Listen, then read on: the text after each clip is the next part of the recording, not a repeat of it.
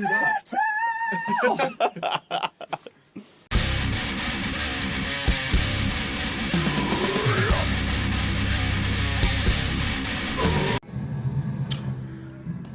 My mate's driveway.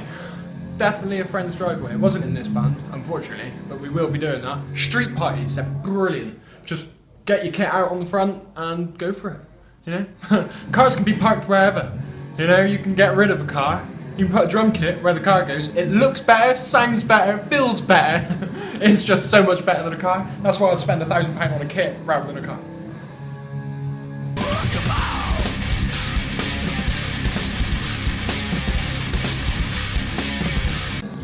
Apart from sticky, healthy. Makes me feel healthy.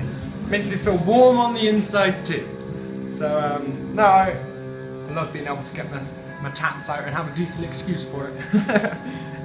So, that's about it.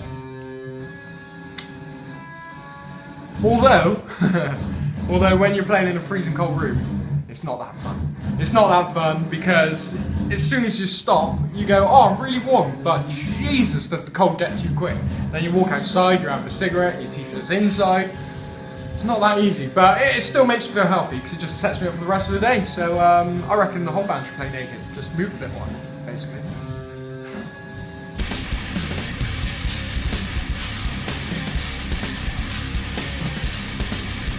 My favourite place before. Well, we played in so many different venues and so many different towns. It's really tricky to pick between them. But if I had to choose, absolutely fucking had to choose, I'd probably say beginning of this year at the Beer Keller, we played with some phenomenal bands. We played to a good crowd, and we had a good time.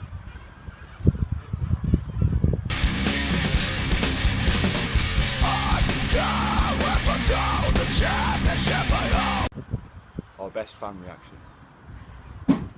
Again, I think if you asked any members of the band, I think again this year at the Exchange, we were supposed to be supporting Malaphites, but unfortunately they had to pull out, so they didn't play. But we met two young girls who came down to their first metal show with their dad, and they stuck around afterwards, met all the bands. I think they were a bit overwhelmed by it. There was some tears were shed, and I think it was just nice to have that experience, kind of touch someone and make an impact.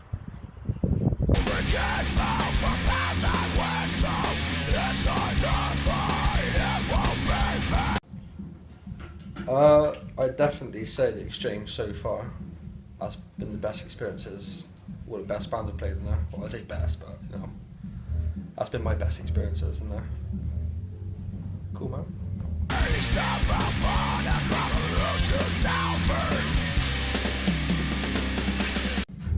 I won't say massively changed, but we write better music than when we did a few years back.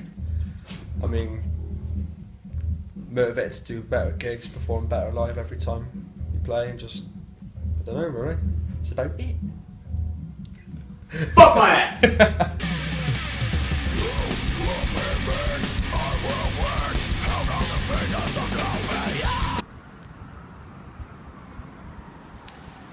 Corn Street in Bristol. It's not there anymore. It's a venue called the Den. I think it's an old bank building, huge. If you've been under Bristol Hippodrome, it's like a big, massive, huge ceiling arch. It's absolutely brilliant for sound quality. We played in there back when we had our drummer Nick and vocalist Brad. Because it was such a huge space, the sounds was just absolute crisp.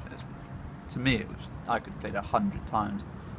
It was lovely, but unfortunately, that's when we, if you've heard them, we've had our old songs, War and Ruin, Earth Rot, things like the really, really old songs. So you could imagine if we were playing there now, we would probably enjoy it, or I'd definitely enjoy it a hell of a lot more. But the Den, if it's still there on a Google or a history research, check out some images, you'll see what I mean. It's a lovely place. That was definitely my best one.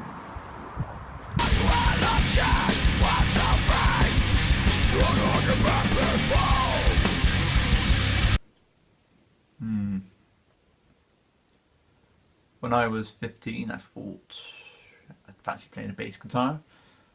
got a bass one day, and I thought, right, let's see, how should I start playing this bass?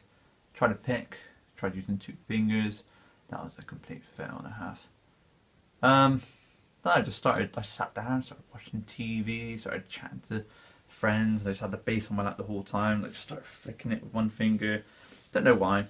Just started flicking it with the index finger, and then after time went by, slowly, week, month even, I just got better and better and better till I got to a point where it just stuck with me.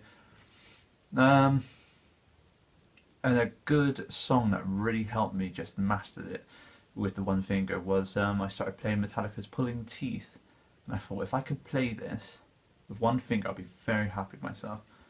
It took me about a good 2-3 months of just going over that song over and over to a point where I managed to play it all the way through with just one finger. And then from there I just thought, this is what I'm happy with, what I'm comfortable with. Joined the Malicious Intent, or created Malicious Intent with Christian and Nick, our old drummer, and then started gigging with it.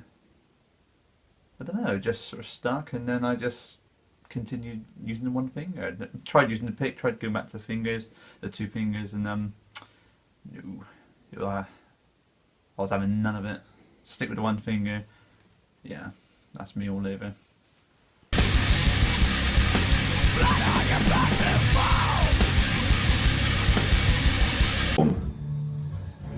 Favourite place to perform? That's a hard one. I don't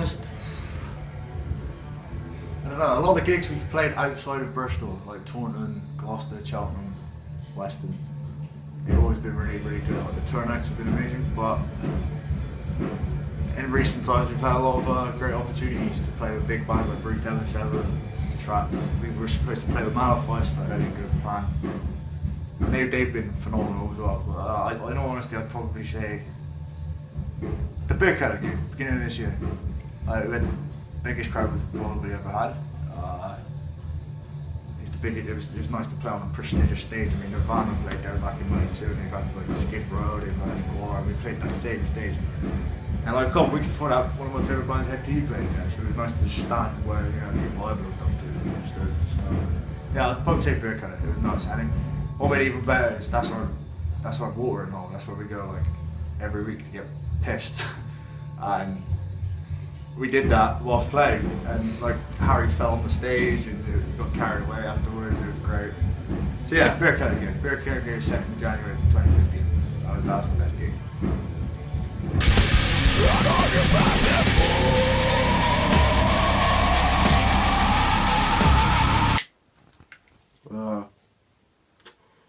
Facepaint. Started off when I was younger. When I first started doing gigging, I was about 16, 17.